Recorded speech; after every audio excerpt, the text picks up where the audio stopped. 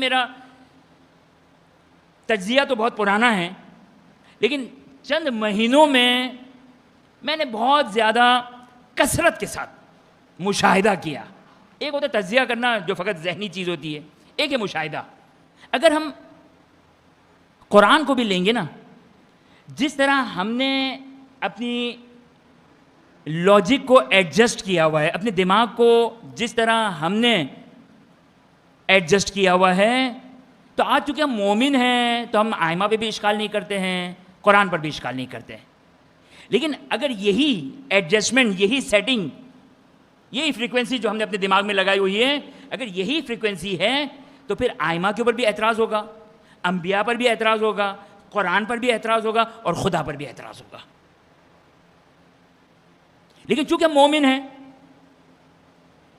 لیکن یاد رکھیے گا میرا بچہ اور جوان، آپ مجلسوں میں کثرت کے ساتھ آ رہے ہیں، عزاداری سید الشہداء کر رہے ہیں، آئمہ سے جڑے ہوئے ہیں، لیکن آنے والی نسلیں ان کے پاس اتنا ٹائم نہیں ہے، آنے والے بچے ان کے پاس اتنی فرصت نہیں ہے. ہمارے ایک دوست ممبر سے اترے، کہا مولانا آپ نے 45 منٹ، اب انہوں نے شاید 45 منٹ پڑھی ہوگی مجلس، کہا 45 منٹ ہمارے پاس ٹائم نہیں ہے، آپ شارٹ میں بات کریں،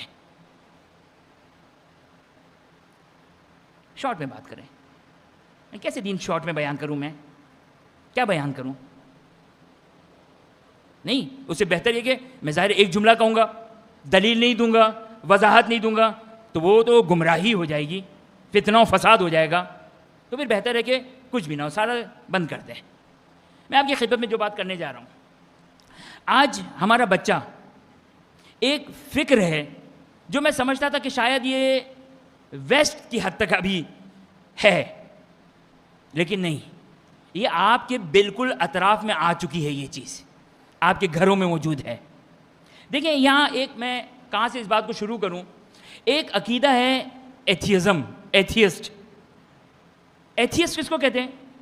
ایتھیسٹ اس کے لیے دین شریعت کی کوئی لمیٹیشن نہیں ہے، جس کو عربی میں کہتے ہیں زندیق، ملحد.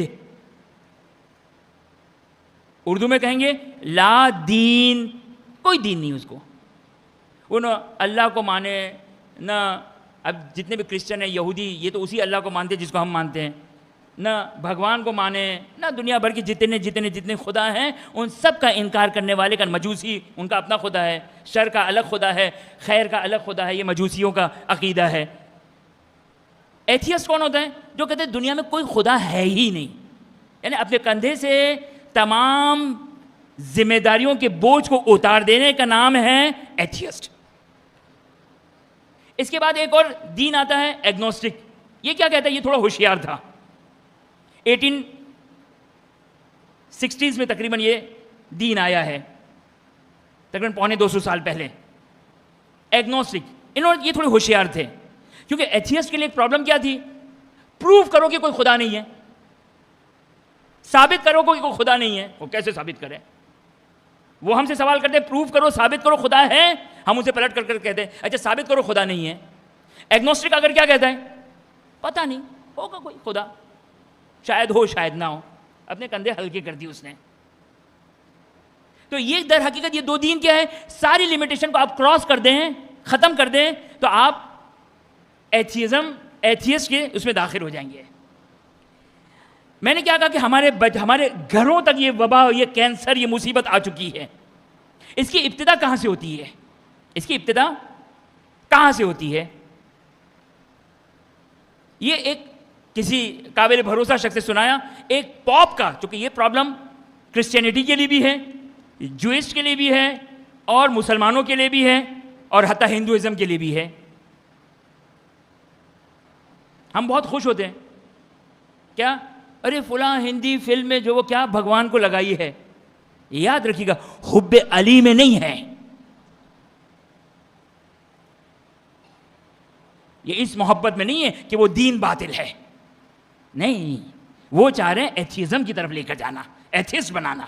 ابتدا کہاں سے ہوتی ہے؟ ابتدا ہوتی ہے ویجیٹیرین سے. کہاں سے؟ ویجیٹیرین. گوشت نہیں کھائیں گے ہم. کسی جانور کو اذیت ہو، اللہ استغفر اللہ استغفر اللہ، یہ ہم برداشت نہیں کر سکتے ہیں. کتنا خوبصورت آدمی لگتا ہے یہ جو انسانیت کا نعرہ ہے نا، یہ بہت قریب قریب ہے اسی سے. انسانیت، بھئی کوئی مسلمان کوئی نان مسلم کچھ بھی نہیں، انسانیت کے ناطے ہم سب ایک صف میں کھڑے ہیں.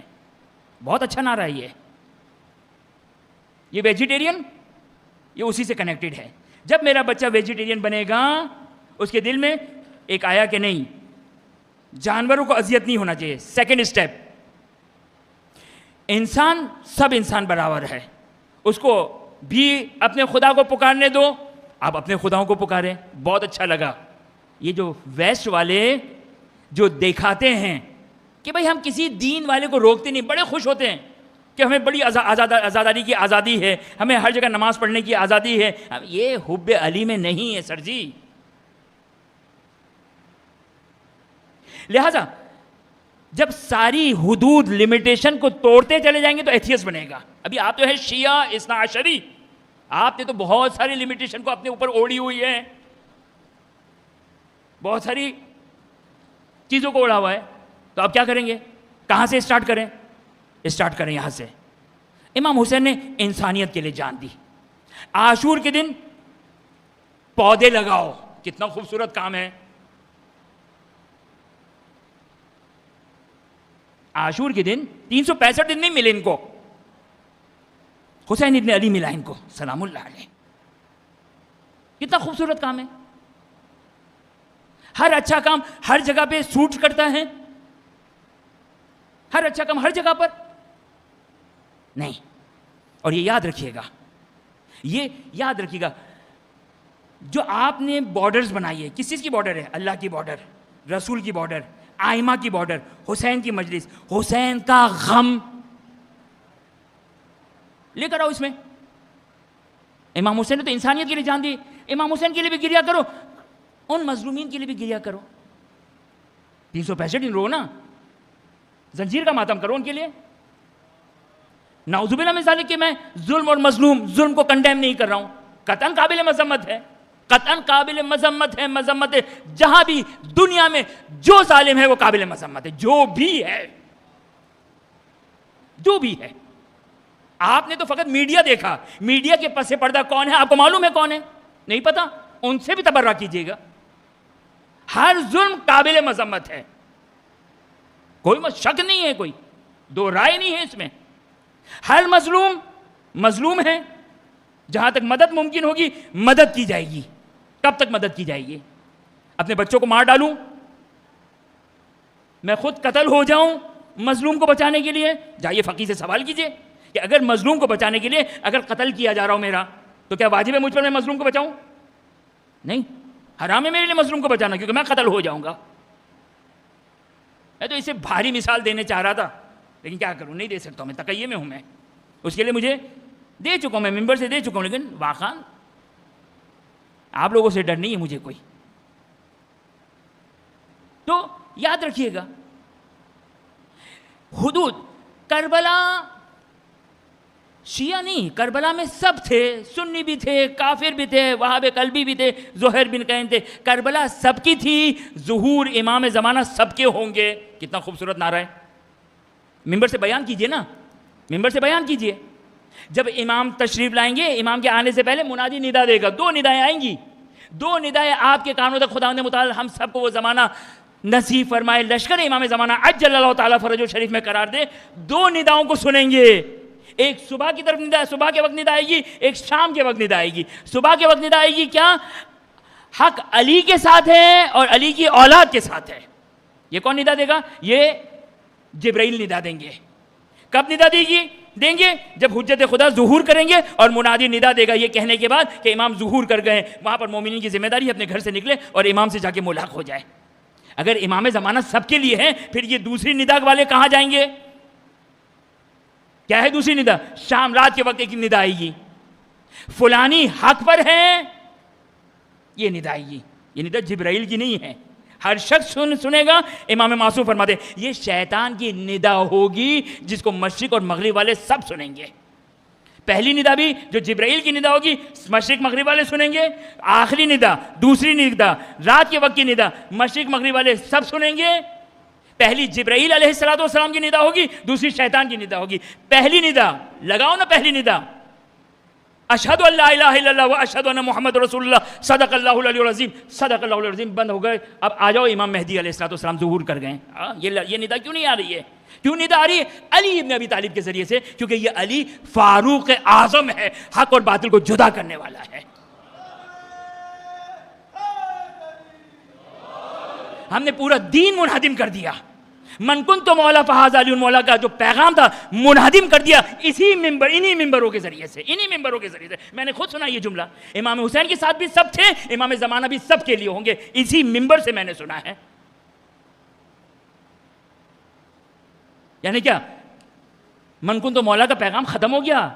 دفنا دیا ہم نے من کنت مولا کا پیغام کو، یہ کہہ کر کہ کربلا میں بھی سب تھے اور امام زمانہ علیہ السلام بھی سب کے لیے ہیں. سب کے لیے یعنی کیا مطلب؟ انسانیت. ہم پانی پلانے کو انسانیت کا نام دیتے ہیں، پودے لگانے کو انسانیت کا نام دیتے ہیں، خون بلڈ ڈونیٹ کرنے کو انسانیت کا نام دیتے ہیں، لوگوں کو تبلیغ کرنے، لوگوں کی جو ہے وہ آپ علاج کریں، انسانیت کا نام دیتے ہیں. سب سے بڑی انسانیت کو ہم فراموش کیے ہوئے ہیں. اس کے لیے محمد صلی اللہ علیہ وآلہ وسلم آئے نہیں، بلکہ اس کے لیے خداوند متعال نے دین کو بنایا، دنیا کو بنایا، کائنات کو بنایا، محمد صلی اللہ علیہ وسلم کو بنایا، 1,24,000 انبیاء کو بھیجا، 12 اوصیاء کو بھیجا. کس انسانیت کے لیے؟ اس انسان کو گمراہی سے نکال کر اللہ، رسول اور علی کی ہدایت کی طرف رہنمائی کرنا. اس انسانیت کو کوئی کیوں نہیں کہتا ہے؟ یہ انسانیت کی خدمت نہیں ہے.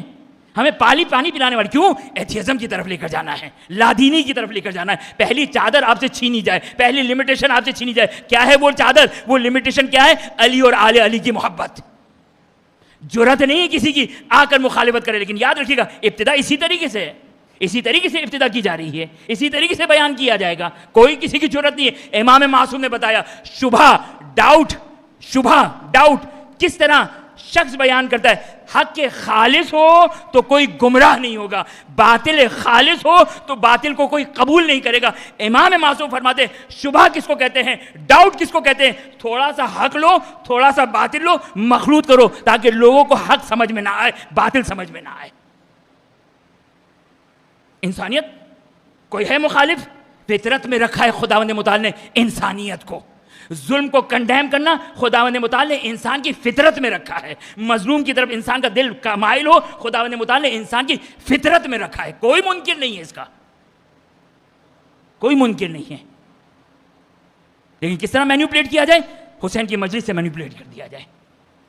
آپ دیکھیں ائمہ اطہار علیہ السلام کس طرح حسین کی مجلس کو زندہ کر رہے ہیں، کس طرح حسین کی مجلس کو زندہ کر رہے ہیں. میرا 8واں مولا یبن شبیب لو کنت باقیا، حدیث معتبر صحیح السند روایت کہ جس کے مطابق آگے سیسانی فتویٰ دیں، حدیث معتبر یبن شبیب لو کنت باقیا للشیء فابکی للحسین علیہ السلام. اگر رونے کا جی چاہے نا تو اپنے آنسو کو ضائع مت کرنا، ہمارے جد حسین پر گریا کرنا.